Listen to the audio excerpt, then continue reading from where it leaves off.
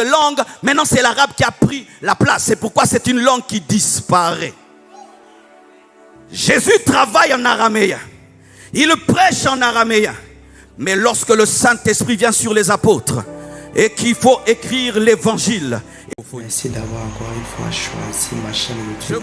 Ici, nous partageons des messages inspirants, des vidéos inspirantes pour vous aider à marcher dans la crainte, à marcher avec la parole de Dieu, à marcher avec l'Esprit de Dieu pour accomplir votre destinée.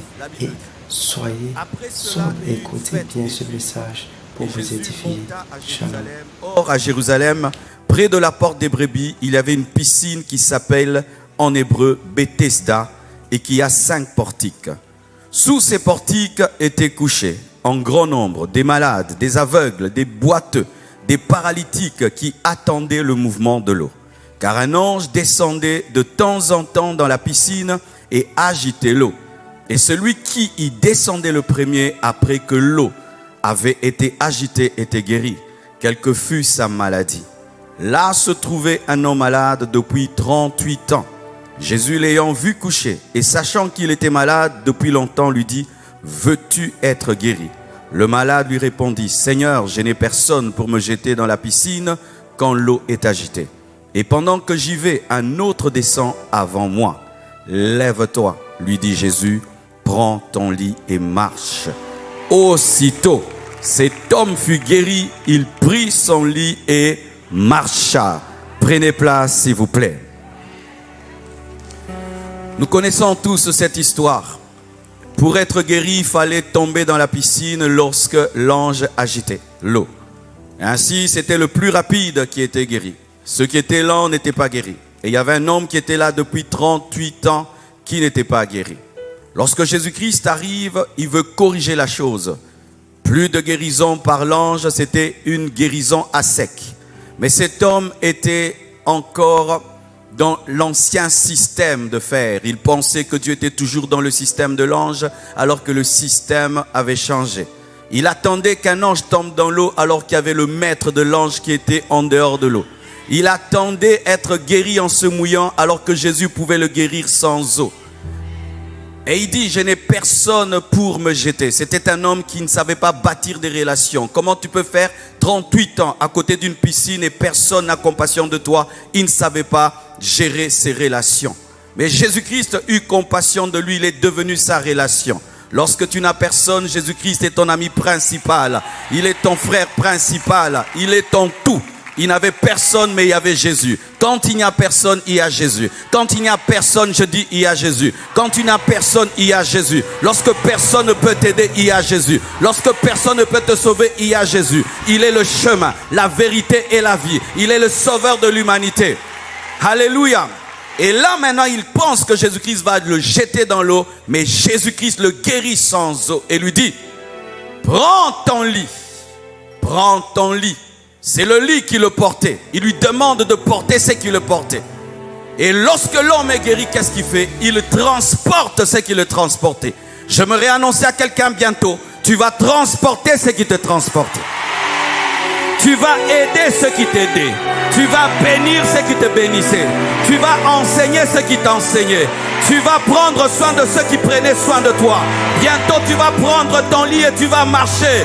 Bientôt tu vas devenir une source de bénédiction pour ceux qui t'ont aidé. Bientôt tu vas bénir ton père, tu vas bénir ta mère, tu vas prendre soin de ton frère, de ta soeur qui a pris soin de toi. Je te dis, tu vas finir tes études, tu vas travailler et tu prendras soin de ton père, de ta mère, de tes frères, de tes soeurs. Bientôt tu vas devenir un grand pasteur et tu seras une bénédiction pour le bishop Ivan Castano. Bientôt tu vas transporter ce qui te transportait. Et je prie que Dieu te donne des larges épaules afin que tu transportes plusieurs personnes. Je prie au nom de Jésus, transporte ce qui te transportait. Lève-toi, prends ton lit et marche.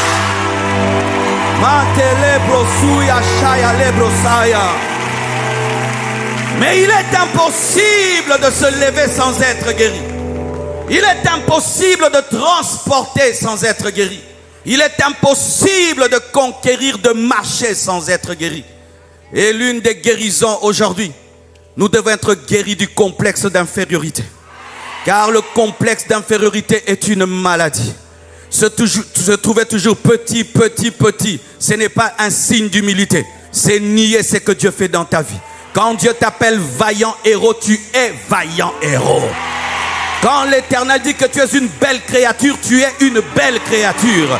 Ne sois pas plus humble que Dieu. Ne sois pas plus humble que Dieu. Lorsque Dieu dit que tu es un héros, tu es un héros. Tu es fort, tu es puissant, tu es capable. Lève-toi, lève-toi, lève-toi. Sois guéri des blessures intérieures. Sois guéri de la petitesse. Sois guéri de toute petite vision de toi-même. Et commence à te voir comme Dieu te voit. Donne-moi un amen. Alléluia. Oh, gloire à Dieu. Le Seigneur m'a dit aux enfants qu'ils prendront soin de leurs parents. De la même manière que Joseph a pris soin de Jacob à Goshen, tu prendras soin de celui qui t'a donné une robe multicolore. Et c'est toi qui vas lui donner Goshen. Celui qui a payé tes études ne va pas regretter. Celui qui t'a élevé ne va pas regretter. Celui qui t'a formé ne va pas regretter. Celui qui t'a engendré ne va pas regretter. Tu transporteras ce qui te transportait. Tu transporteras ce qui te transportait. Tu seras la fierté de tes parents charnels et spirituels. Tu seras la fierté de tes parents charnels et spirituels. Tu transporteras ce qui te transportait. Et il m'a dit de dire comme Esther a pris soin de Mardoché. Oh Shala, est-ce qu'ici il y a des orphelines? Orpheline, tu vas être une bénédiction pour ton orphelinat. Tu vas retourner là-bas. Tu vas acheter des lits. Tu vas les nourrir. Tu vas devenir le partenaire principal de cet orphelinat. Tu vas rentrer là où on a pris soin de toi et tu iras les bénir. Tu iras dans ce home et tu vas les bénir. Tu iras voir cet homme qui t'a éduqué sans être ton père, sans être ta mère, et tu vas les bénir. Tu vas devenir une source de bénédiction pour ton Mardoché. Ton Mardoché sera fier de toi parce que bientôt tu vas devenir une reine. Tu vas régner, tu vas dominer et lui va devenir premier ministre par toi. Je déclare que tu porteras ce qui te portait.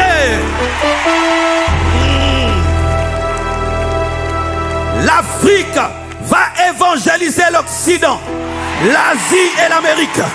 Ils nous ont apporté la parole. Bientôt, et déjà nous le faisons. Nous allons apporter la parole aux Américains. Nous irons apporter la parole aux Américains. Nous irons apporter la parole au Nigeria.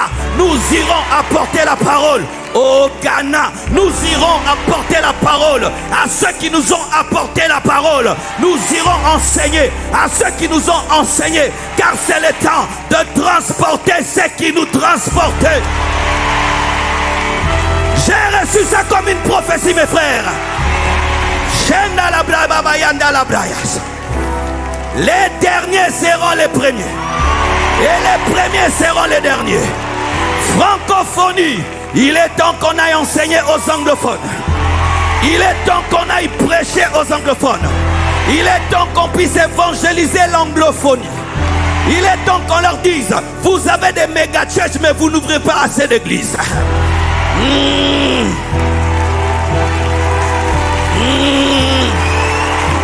Oui. Comment une église peut être multimilliardaire? Vous n'avez qu'une seule église aux États-Unis, aucune église en Afrique. Il est temps qu'on aille dire aux Américains, quittez votre luxe, allez en Inde, allez dans le monde entier. Oui. Nous n'avons pas les mêmes moyens que vous, mais nous commençons à faire un plus grand travail. Oui. L'anglophonie, ce n'est pas seulement Oyedepo, ce n'est pas seulement DAG, mais la plupart ont besoin d'un exemple qui vient de la francophonie. ICC, vous avez un message à donner aux anglophones. ICC, vous avez un message à donner aux anglophones. Donne-moi un amen. Donne-moi un amen. Donne-moi un amen. C'est pourquoi je viens au message maintenant du pasteur Mohamed. Lorsque Jésus Lorsque Jésus est venu sur la terre, il parlait quelle langue? Araméen. Quand tu entends Talita Koumi, ce n'est pas l'hébreu, c'est l'araméen. Jeune fille ou petite brebis, lève-toi. Eli lama sabatani n'est pas l'hébreu, c'est l'araméen. Père, pourquoi m'as-tu abandonné? Maranatha n'est pas l'hébreu, c'est l'araméen. Le Seigneur revient bientôt. Jésus parlait l'araméen. L'araméen vient des Perses et des Assyriens. La langue maternelle de Jésus, c'était l'araméen. Mais sa langue intellectuelle, c'était l'hébreu, pour connaître la parole. Mais dans le commerce, c'était le grec. Jésus était polyglotte. Jésus était polyglotte. Jésus était polyglotte. Maintenant, l'araméen a un problème parce que lorsque au 7e siècle les Arabes ont conquis, ils ont chassé cette langue. Maintenant c'est l'arabe qui a pris la place. C'est pourquoi c'est une langue qui disparaît. Jésus travaille en araméen.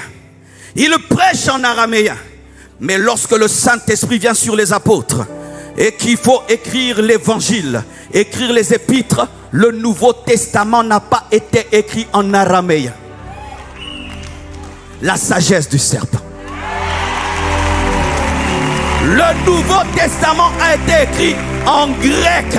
Et il n'y a que quelques mots, quelques phrases en araméen, mais en grec. Pourquoi? Parce que le grec en ce temps-là, c'était la langue du dominateur. Ils avaient la sagesse de comprendre que nous devons écrire dans la langue la plus usitée, la plus connue, dans...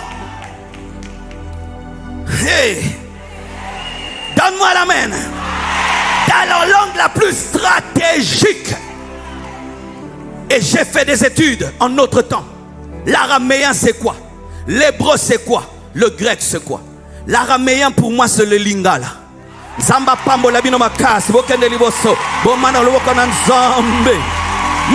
je ne peux pas continuer en araméen. Pourquoi? Parce que je dois utiliser ma langue intellectuelle, le français. Je dois utiliser mon hébreu.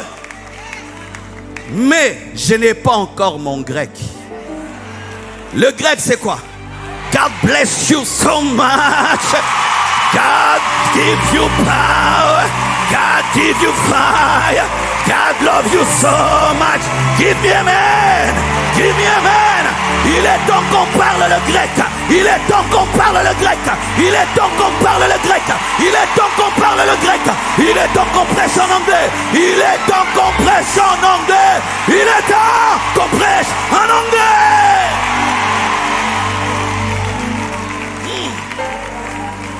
Quand je consulte ChatGPT 4, ChatGPT 4, parce que moi je ne consulte plus trop Google, il dit quoi? Que 20% de la population, attendez, 20% de la population mondiale, soit 1,5 milliard d'hommes sur la terre, parlent anglais en 2021. 14% de la population mondiale parle mandarin, le chinois facile. 3% ou 4% seulement de la population mondiale, donc 300 millions de personnes, parlent français. Français, c'est l'araméen.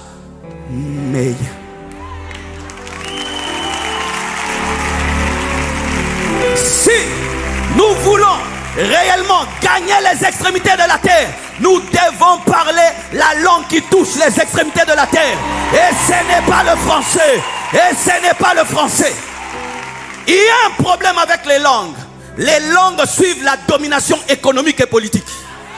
Et je ne sais pas quand est-ce que les Français vont dominer encore politiquement et économiquement. Et sachez que la RDC, c'est le deuxième pays le plus francophone au monde. Et pour notre réveil, vous devez attendre un peu longtemps. Ce qui veut dire que la nation du français, la France, est la nation qui parle la plus le français, la RDC.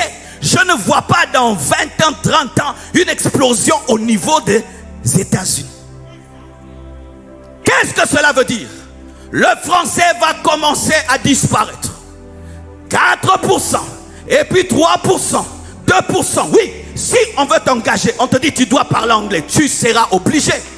Mes enfants ont grandi en anglais. Ils parlent plus anglais que français. Ils réfléchissent en anglais et puis ils font la traduction en français. Mais ce sont des Congolais. Pourquoi? Stratégie du futur. Alléluia. Maintenant nous disons nous allons gagner les extrémités de la terre. Avec les Français, tu vas gagner le monde avec une langue qui n'est parlée que par 3%. Entre les serviteurs de Dieu anglophones et francophones, qui sont les plus lus? Qui traduisent leurs livres de l'anglais en français ou du français en anglais? Nous lisons leurs livres en français. Est-ce qu'ils lisent nos livres en anglais? Je vais prêcher à Miami, je vais amener des livres en français. Quelle honte pour moi, vraiment, quelle honte. Je n'aimerais pas, plus jamais, j'irai moi à Miami avec des livres en français. Mon département de la presse, nous nous convertissons à partir d'aujourd'hui. Nous allons prêcher à Miami, nous amenons des livres en anglais. Nous lisons Joyce Meyer en français, tout en français, mais ne parle pas français.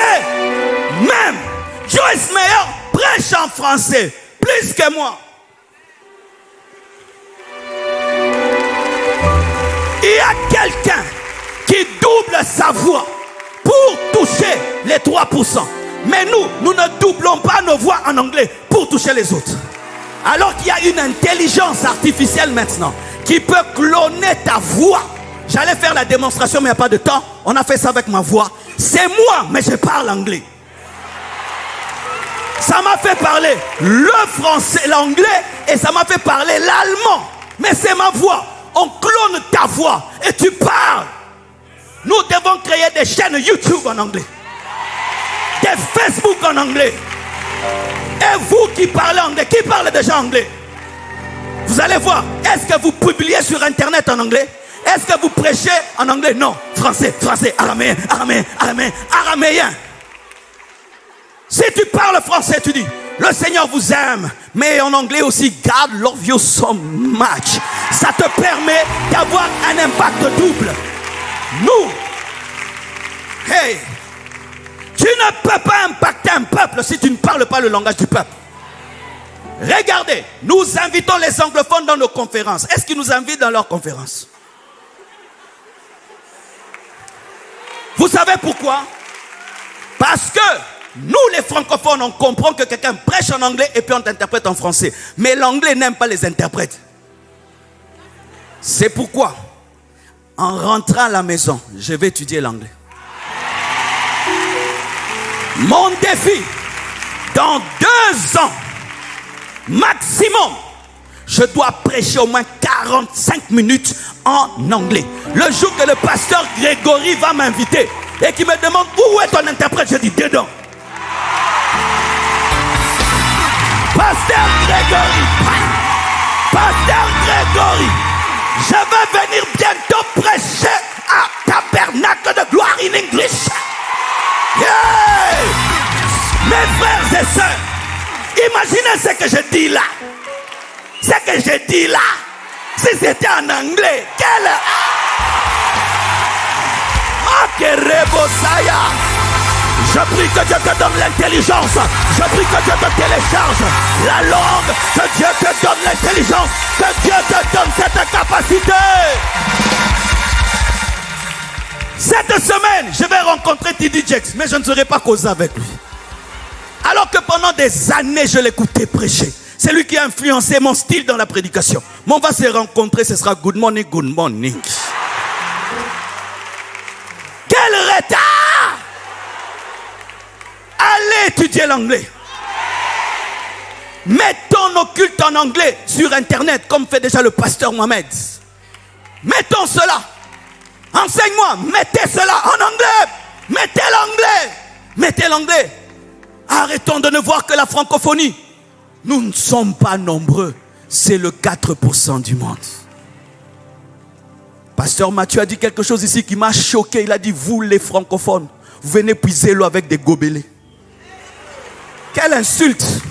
Mais en anglais. Tu vois, quand c'est en anglais, ça passe. You come to take water in gobelet.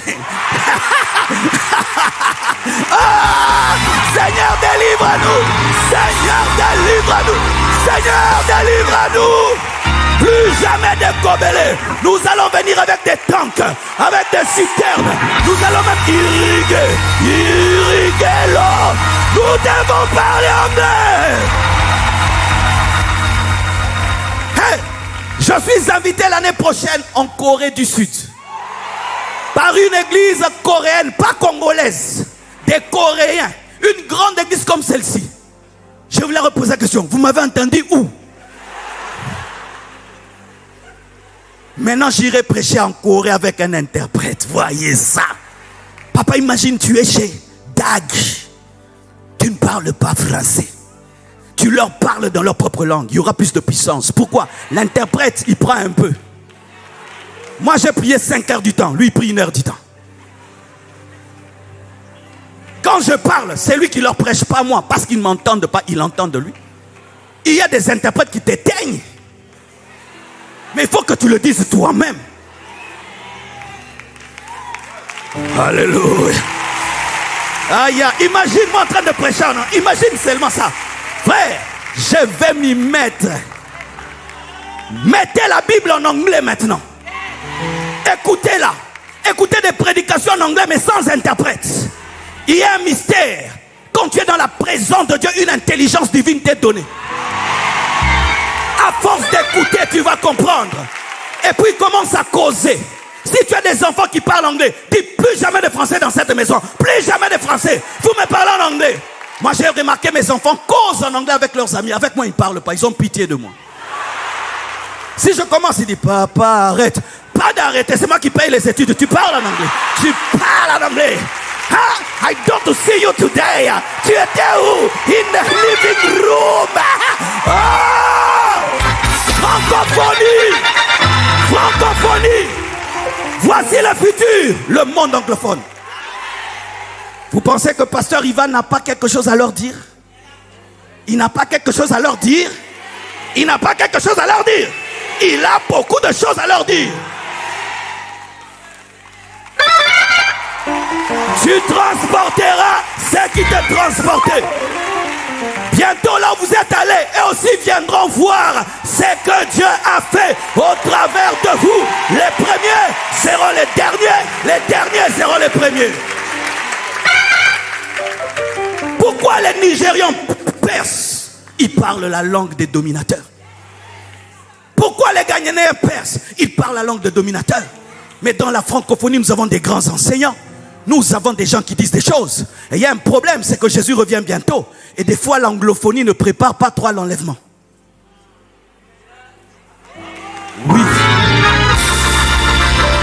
Lorsque nous avions une mentalité médiocre, Dieu les a utilisés pour nous donner l'excellence. Mais nous devons maintenant leur dire, merci pour l'excellence, Jésus revient bientôt. Jésus revient bientôt. Jésus revient bientôt. Jésus revient bientôt. Jésus revient bientôt. Jésus revient bientôt. Jésus revient bientôt. Si Jésus lui-même, par le Saint-Esprit, a établi comme stratégie que son livre, le Nouveau Testament, soit en grec, au lieu qu'ils disent, comme je suis hébreu, ce doit être un hébreu. Même le livre d'hébreu n'est pas en hébreu. Frères et sœurs, qui parle anglais ici? Un bon anglais. Tu dois m'imposer les mains.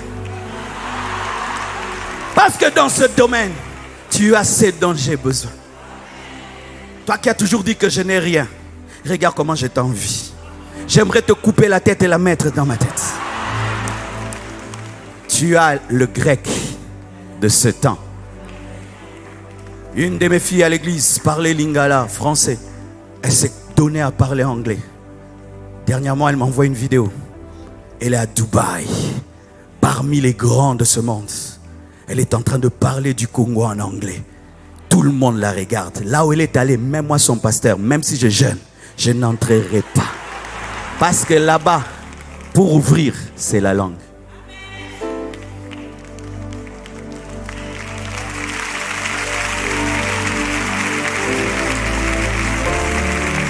Ainsi, ne perds pas ton araméen. Gardez vos langues. Parlez Chiluba, c'est exceptionnel. Parlez Kiswahili, c'est merveilleux. Kikongo, c'est merveilleux. Mais ajoute le français, mais surtout l'anglais. En France, tu arrives dans certains hôtels 5 étoiles, on te parle en anglais, mais on est en France. Dans certains avions, tu montes seulement, le français disparaît. Les hôtesses ne parlent pas français. Du coup, tu deviens analphabète céleste. Vrai ou faux? Pourquoi? C'est le grec de notre temps. Même si nous sommes dans la francophonie, Dieu veut sauver aussi les anglophones. Et nous avons un message à leur apporter au sujet de la mission, du caractère, du fruit de l'esprit, de la sanctification et de l'enlèvement. Lève tes mains. Demande à Dieu le renouvellement de l'intelligence, la capacité d'apprendre. La capacité d'apprendre. Prie au nom de Jésus-Christ. Plus de toi, Seigneur, plus de toi, plus de ta ressemblance, plus de toi, plus de discernement de ta voix, de ta volonté. Seigneur, plus de toi, plus de toi,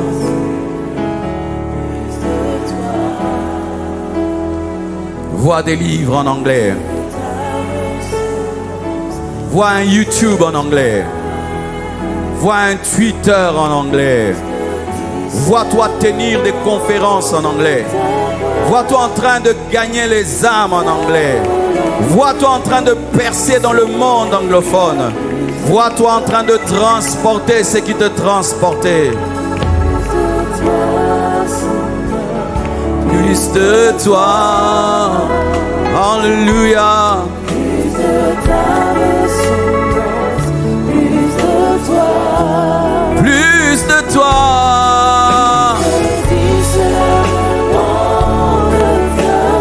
Ta volonté.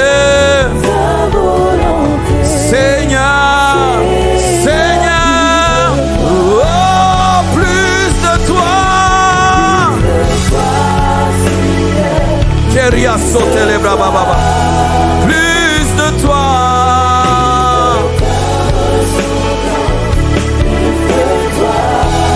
Plus de toi.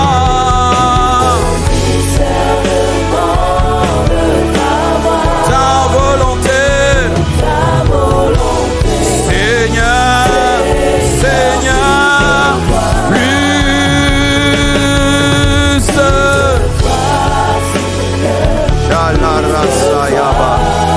Plus de toi, et je vais être comme toi, sage comme toi, stratège comme toi. Plus de discernement de ta voix, de ta volonté. Seigneur, Seigneur, plus de toi. J'invite pas tout le monde. Vraiment les gens qui ont senti que c'est la prophétie de leur vie. C'est la prochaine saison. Ne dépassez pas les rails. Tu sens cela. Approche-toi, mets tes mains sur ta tête. Le Seigneur va télécharger la capacité d'apprendre rapidement cette langue. Et si déjà tu la parles, la capacité de prêcher dans cette langue. Il est temps que tu entres dans une nouvelle phase de ta vie, de ton ministère, de ton appel, de ta manière de parler. Il est temps que la francophonie